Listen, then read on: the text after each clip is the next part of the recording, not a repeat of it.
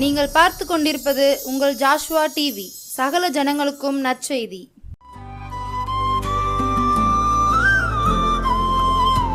கல்லும் முள்ளும் நிறைந்த பாதையில் அன்று கண்ணீர் சிந்தி விதைத்த சிற்பிகள் மண்ணில் மனிதம் மலரச் செய்தாரே. நம் சமுதாயத்தை செதுக்கிய தெய்வ சிற்பிகள். சமுதாய சிற்பிகள் இவர்களே, சமுதாய சிற்பிகள்.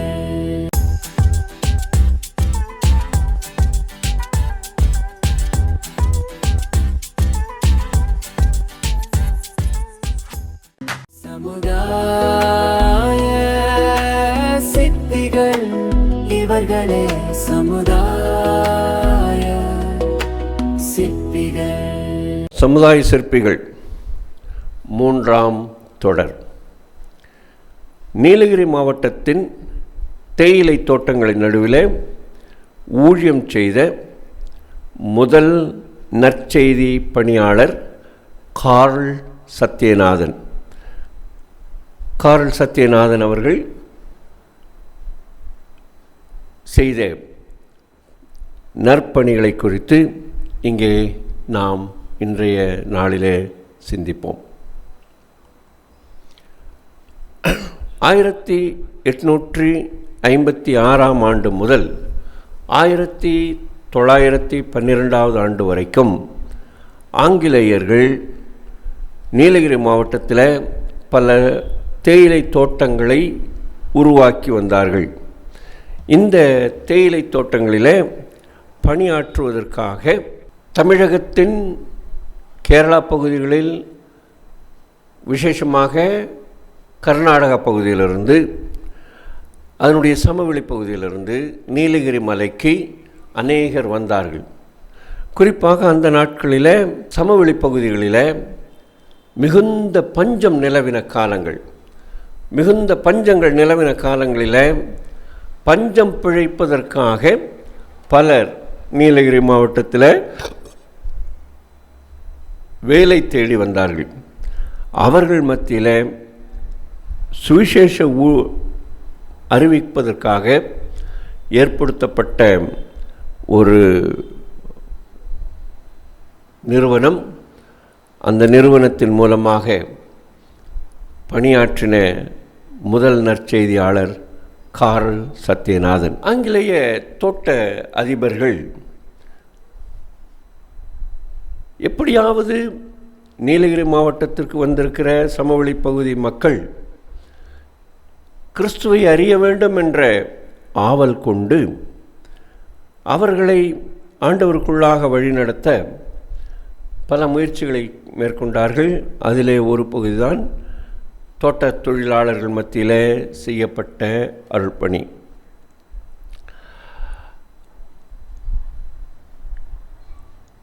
ஜெர்மன் மற்றும் சுவிட்சர்லாந்து பகுதிகளிலிருந்து ஊழியம் செய்த, அந்த பகுதியிலிருந்து வந்து ஊழியம் செய்த பாசல் ஜெர்மன் அருள்பணி சங்கமானது படுகர்கள் மத்தியிலே அதிகமாய் பணியாற்றினது. அந்த பணியின் ஒரு பகுதியாக அவர்கள் கூலி மிஷன் என்ற ஒரு மிஷனை தத்தெடுத்து கொண்டார்கள். இந்த கூலி மிஷன் என்பது குன்னூரில் உள்ள யூனியன் ஆலயத்தை சேர்ந்த சில தோட்ட தொழிலாளர்களால் தொடங்கப்பட்டது. இந்த கூலி மிஷன் தொடங்கப்பட்ட அந்த காலத்தில்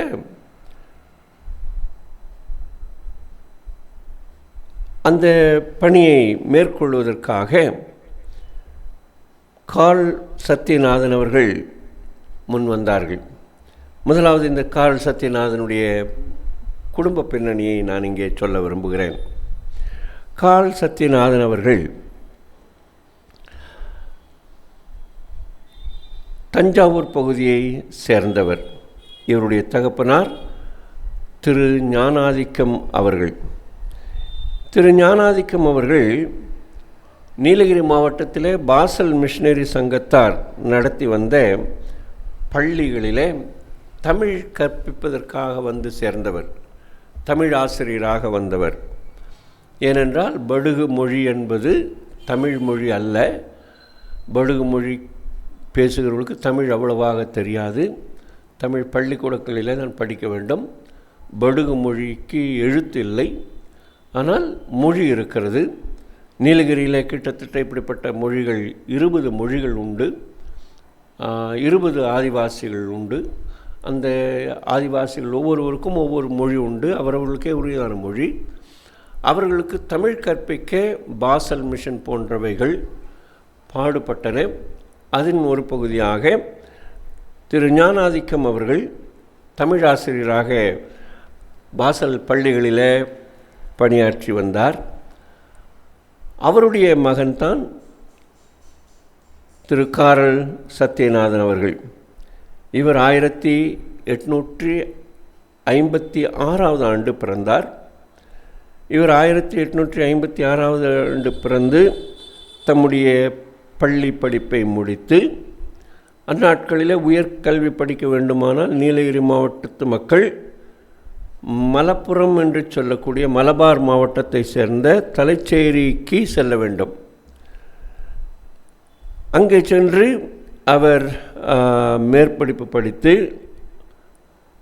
பாசல் மிஷனுடைய உபதேசியார் பயிற்சி பெற்று அங்கிருந்து உபதேசியராக வந்தார்.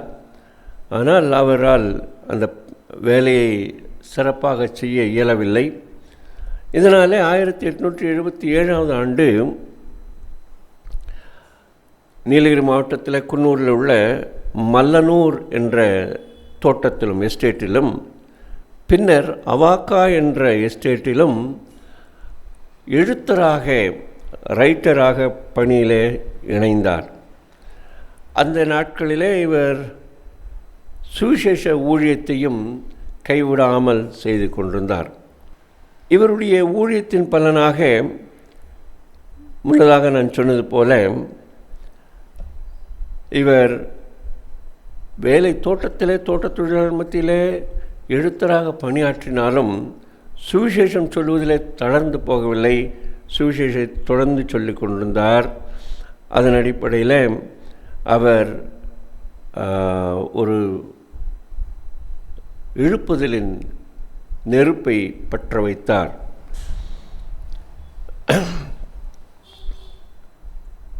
சத்யநாதன் அவர்கள் பின்னாட்களில் தான் முன்வைத்த காலை பின்வைக்காமல், கலப்பையின் மேல் கை வைத்து பின்னிட்டு பார்க்காமல் அவர் சுவிசேஷ விதையை விதைக்க எங்கும் சென்றார். அதனாலே அவர் பாசல் மிஷன் சங்கத்தார் ஏற்படுத்தின பள்ளிகளிலே ஆசிரியராக, இரவு பள்ளிகளிலே ஆசிரியராக பணியாற்றினார். இரவு பள்ளிகளிலே பணியாற்றின அந்த நாட்களிலே இவர் அங்கு அநேகருக்கு கிறிஸ்துவின் அன்பை பகிர்ந்து கொடுத்தார். இந்த பள்ளிகளிலே படித்த அநேகர் தாங்கள் பெற்றுக்கொண்ட கிறிஸ்துவின் அன்பை தங்களுடைய ஊர்களிலும் கொண்டு சென்று அங்கே உள்ள மக்களுக்கு பிரசங்கித்தார்கள். குறிப்பாக அந்த நாட்களில் தாராபுரம், அதாவது திருப்பூர் மாவட்டத்துக்கு உட்பட்டது, சாம்ராஜ் நகர் கர்நாடக மாநிலத்துக்கு சேர்ந்தது. இந்த பகுதியிலிருந்து வந்து படித்த மாணவர்கள் அவர்கள் பெற்றுக்கொண்ட அந்த சுவிசேஷத்தை தங்களுடைய ஊர்களிலேயும் சென்று சொல்லி அங்கே இன்றைக்கு உயிருள்ள திருச்சபைகள் உருவாவதற்கு காரணமாயிருந்தார்கள் என்று வரலாறு நமக்கு சொல்லுகிறது. இந்த இரவு பள்ளிகளிலே அவர் ஆசிரியராக இருந்த நாட்களிலே அவர் அந்த தேயிலை தோட்டத்தை சுற்றியிருந்த மற்ற மக்களையும் அழைத்து அவர்களுக்கு சுவிசேஷத்தை பிரசங்கித்தார். இன்றைக்கு கொலக்கம்பை என்று சொல்லக்கூடிய ஒரு இடம் இருக்கிறது. கொலக்கம்பை தேயிலை தோட்டம். உலிக்கல் என்ற இடத்துல ஒரு இடம் இருக்கிறது. குந்தா என்ற ஒரு இடம் இருக்கிறது. இந்த இடங்களை சூழ கிட்டத்தட்ட 40க்கு மேற்பட்ட பெரிய தேயிலை தோட்டங்கள் இருந்தன. அந்த பெரிய தேயிலை தோட்டங்களில் இவருடைய பாதம் படாத கிராமங்களோ இடங்களோ அல்லது தேயிலை தோட்ட தொழிலாளர்கள் வசிக்கின்ற வசிப்பிடங்களோ இல்லை என்று சொல்லக்கூடும். ஏனென்றால் இவர் அந்த பகுதிகளெல்லாம் சென்று அங்கே இருந்தவர்களுக்கு சுவிசேஷத்தை மிக தெளிவாக சொன்னார். அதனால் இவரை குறித்து ஒரு பாசல் மிஷினரி தன்னுடைய குறிப்பேட்டில் எழுதி வைத்திருக்கிறார், இவர் கடவுளைத் தவிர எவருக்கும் எதுக்கும் அஞ்சாதவர் என்று சொல்லி. ஆக அஞ்சா நெஞ்சம் கொண்ட இவர் இந்த தேயிலை தோட்டங்களில் கூலி மிஷன் மூலமாக பணி செய்தார். அதன் மூலமாக அநேகரை ஆண்டவருக்குள்ளாக வழிநடத்தினார். இவருடைய வேலையை பார்த்து பாசல் மிஷன் சங்கம் 1912 ஆண்டு இவரை குருவானவராக அபிஷேகித்தார்கள். அதன்படி அவர் பல இடங்களில் தொடர்ந்து பணியாற்றினார். குறிப்பாக குன்னூர் பகுதியில் அவர் பணியாற்றினார். இவருக்கு உதவியாக சிடி மேனுவேல் என்ற ஒரு உபதேசியார் இருந்தார். இவர் சுமார் 13 ஆண்டுகள் ஆண்டவருக்காக தன்னுடைய ஊழியத்தை நிறைவேற்றினார். 1919 ஆண்டு இவர் குன்னூரில் மெத்தடிஸ்ட் மிஷன், வெஸ்லியன் மிஷன் தொடங்கப்பட்டது. அந்த வெஸ்லியன் மிஷனில் இவர் அதிக ஈடுபாடோடு கூட இணைந்து ஊழியம் செய்தார். அதன் மூலமாக குன்னூரில் உள்ள ஆடர்லி, கோடமலை, சிங்காரா, முத்திரி என்ற தோட்டங்களில் இருந்த மக்கள் கிறிஸ்துவை ஏற்றுக்கொள்வதற்கு காரணமாக இருந்தார். இன்றைக்கு நான் முன்னதாக சொன்னது போல கொலக்கம்பை, குந்தா, உலிக்கல் இந்த இடங்களிலே அவர் செய்த ஊழியத்தின் பலனாக இந்த 3 இடங்களும் இன்றைக்கு தனித்தனி போதக சேகரங்களாக, குரு சேகரங்களாக மிளறுகின்றன என்று சொல்றார். அது எவ்விதத்திலும் மிகையாகாது. அது மாத்திரமல்ல, இவர் பின்னாட்களில் குன்னூர் அரவங்காடு பகுதியில் ஆங்கிலிக்கன் திருச்சபையாரால் தொடங்கப்பட்ட சிஎம்எஸ் திருச்சபையின் போதகராக இருந்து நான்சச், சேலாஸ் ஆகிய புதிய குருசேகரங்களையும் உருவாக்கினார். அது மாத்திரமல்ல, இவர் கூடலூர், கோத்தகிரி போன்ற பகுதிகளிலேயும் அவ்வப்பொழுது வந்து ஊழியத்தை நிறைவேற்றினார். இன்றைக்கு தென்னிந்தியா திருச்சபையின் பெரிய ஊழியங்கள் காரல் சத்யநாதன் அவர்களால் தொடங்கப்பட்டது என்று சொன்னால் அது எவ்விதத்திலும் மிகையாகாது என்பதை சொல்லிக்கொள்ள விரும்புகிறேன். அந்த நாட்களிலே ஜெர்மன் மிஷினரிமார்கள் பணியாற்றினார்கள். 1914 ஆண்டு முதல் 18ஆம் ஆண்டு வரைக்கும் அவர்களை ஆங்கிலேய அரசாங்கம் நாடு கடத்தினது 1ஆம் உலகப் போர் காலத்தில். அந்த காலகட்டத்தில் இவருடைய ஊழியம் சிறந்து விளங்குவதற்கு இவரோடு கூட கைகோர்த்து ஊழியம் செய்த சில ஊழியர்கள் இருந்தார்கள். அதில் ஃப்ரெட்ரிக் ஷாட் என்ற ஒருவர் முக்கியமானவர். அவர் இவரை ஊக்கப்படுத்தினதுனால எந்த இடங்களிலெல்லாம் பாசல் மிஷனுடைய வேலைகள் இருந்தனோ அங்கே இவருடைய பங்களிப்பு அதிகமாக இருந்தது என்பதை நான் இங்கே சொல்லிக்கொள்ள விரும்புகிறேன். ஆகவே இந்த அருமையான தேவ மனிதன் காரல் சத்யநாதன் அவர்களுக்காக ஆண்டவரை ஸ்தோத்தரிக்கிறேன். தோட்டக்காடு மிஷினரி என்று இவரை அழைப்பார்கள். தேயிலை தோட்டங்களில் இவர் செய்த ஊழியங்கள் இன்றைக்கும் கவனிக்கப்படத்தக்கதாக இருக்கிறது. நான் சொன்ன ஊர்கள் ஒருவேளை உங்கள் மனதில் நிற்காமல் இருக்கலாம். ஆனால் இன்றைக்கும் அந்த பகுதிகளில் ஏதாவது ஒரு விதத்தில் சிற்றாலயமோ பேராலயமோ இருந்து அநேகரை ஆண்டவருக்குள்ளே வழி நடத்தின தீபமாய் விளங்குகிறது என்று சொன்னால் அது எந்த விதத்திலும் மிகையல்ல. ஆகவே இந்த அருமையான காரல் சத்யநாதன் அவர்களுக்காக ஆண்டவரை ஸ்தோத்தரிக்கிறேன். அடுத்த நிகழ்வில் சந்திப்போம். அதுவரைக்கும் வாழ்த்து கூறி விடை பெற்றுக் கொள்கிறேன். நன்றி, வணக்கம்.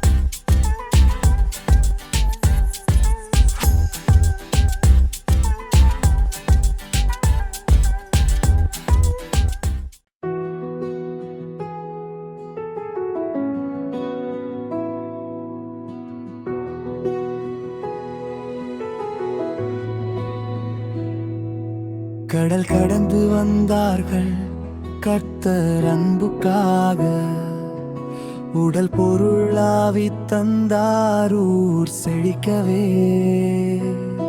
அறியாமை இருள் நீக்கி அறிவோலி ஏற்றினார், அழியாத சரித்திரம் தியாகத்தால் மாற்றினார்.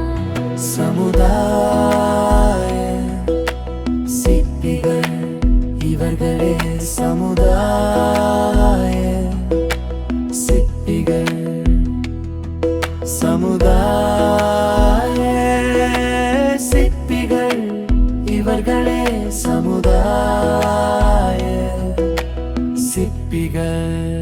கடல் கடந்து வந்தார்கள் கர்த்தர் அன்புக்காக, உடல் பொருள் நாவி தந்தாரூர் செழிக்கவே. அறியாமை இருள் நீக்கி அறிவோலி ஏற்றினார், அழியாத சரித்திரம் தியாகத்தால் மாற்றினார்.